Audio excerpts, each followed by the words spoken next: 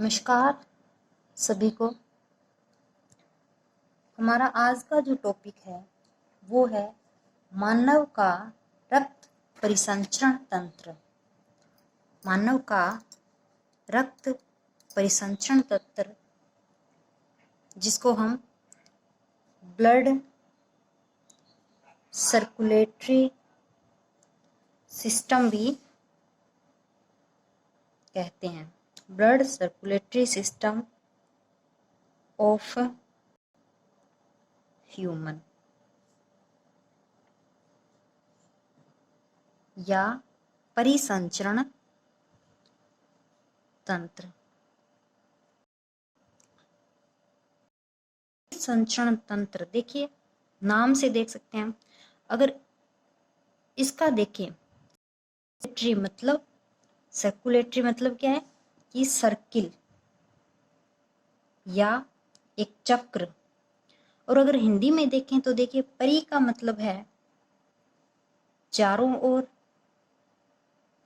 संचरण का मतलब होता है घूमना,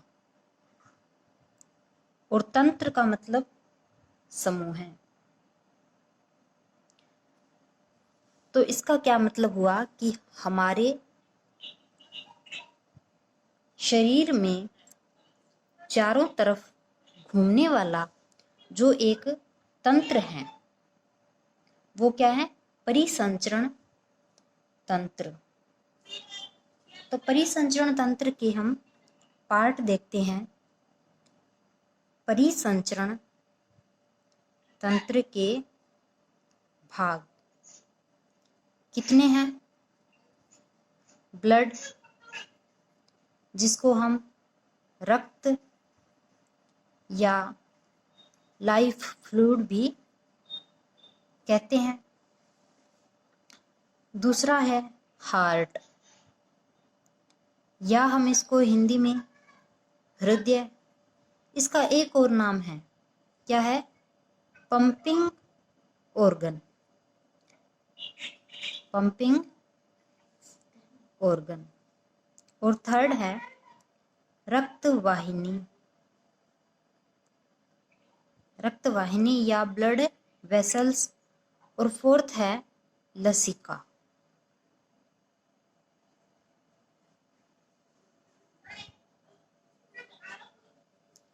तो हमारा जो टॉपिक वो हम करेंगे ब्लड या रक्त, या इसको लाइफ फ्लूइड कहते हैं।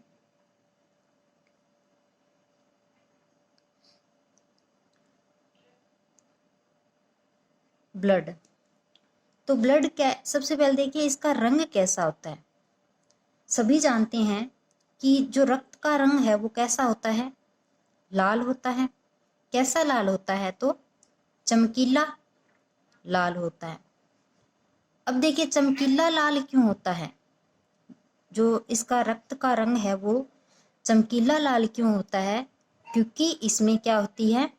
आरबीसी सबसे अधिक मात्रा में पाई जाती है। आरबीसी है वो सर्वाधिक पाई जाती है।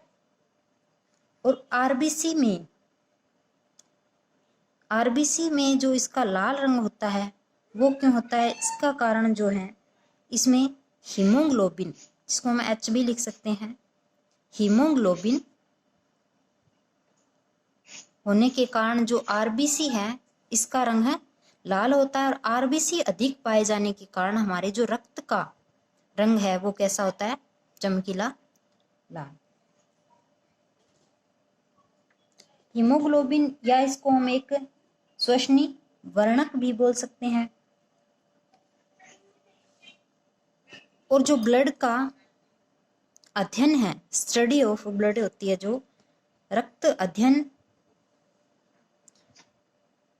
रक्त का अध्ययन क्या कहलाता है?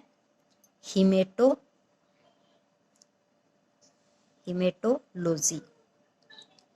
देखिए जहां हीम शब्द आ जाए, जहां हीम शब्द आ जाएगा वो किससे रिलेटेड होगा? रक्त से या ब्लड से। जहां हीम शब्द आ जाएगा वो किससे होगा? ब्लड से रिलेटेड। तो देखिए जो रक्त का अध्ययन है वो क्या कहलाता है? हिमेटोलॉजी। और जो रक्त निर्माण की प्रक्रिया है, रक्त निर्माण की प्रक्रिया क्या है, इसे हम क्या कहते हैं, हीमोपोएसिस।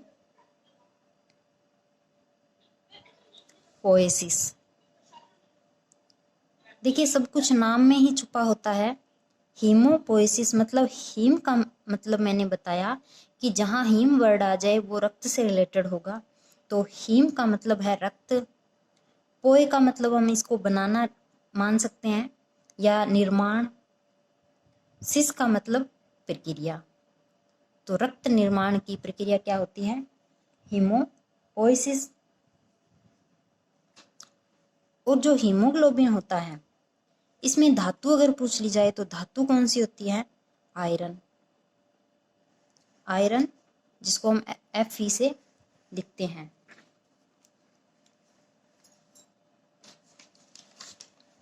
आगे हैं रक्त की कमी से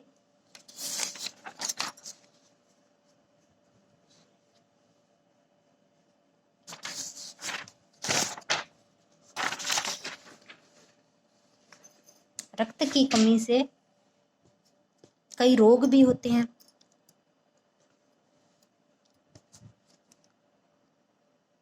रक्त की कमी होने पर कौन सा रोग होता है, एनीमिया। रक्त की कमी होने पर कौन सा रोग होता है, एनीमिया, या हम हिंदी में इसको कह सकते हैं अरक्तता या अल्प रक्तता। या एनीमिया के क्या है, इसके अन्य नाम भी होते हैं। जैसे अगर आरबीसी की संख्या में कमी हो जाए, आरबीसी की संख्या में कमी, या रक्त आयतन में कमी। रक्त आयतन देखिए, जो रक्त आयतन है एक स्वस्थ मनुष्य में रक्त होता है वो कितना उसका आयतन होता है, रक्त आयतन 5 से 6 लीटर, 5 से 6 लीटर होता है। रक्त आयतन में कमी और आरबीसी के परिपक्वन में कमी, क्योंकि आरबीसी जब तक क्या है मैच्योर नहीं होती तो एनीमिया रोग हो सकता है।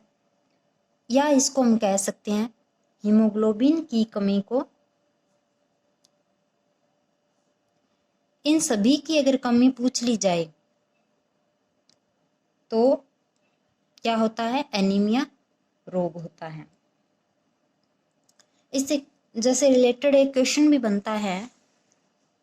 क्वेश्चन क्या है कि रक्त की कमी से मनुष्य शरीर में कौन से अंग में लक्षण प्रकट होते हैं। रक्त की कमी से मनुष्य के शरीर में लक्षण कौन से प्रकट होते हैं, शरीर में लक्षण प्रकट कौन से होते हैं। तो जब रक्त की कमी आ जाएगी शरीर में तो जो त्वचा का रंग है, त्वचा का रंग है वो नीला पड़ जाता है, या त्वचा में नीलापन कह सकते हैं।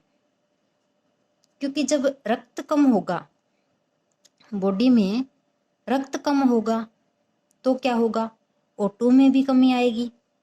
रक्त कम होगा तो O2 में कमी होगी, और जब O2 में कमी होगी तो CO2 क्या हो जाएगी, ज़्यादा। और जितनी O2 कम होगी उतना ही शरीर नीला पड़ता जाएगा, और एकदम अगर कम हो जाए तो शरीर कैसा हो जाएगा, काला पड़ जाएगा। अब है आगे रक्त के, हमने देख लिया रक्त की कमी। रक्त के सामान्य घटक है, तो घटक को 2 घटक होते हैं रक्त के। एक तो होता है प्लाज्मा,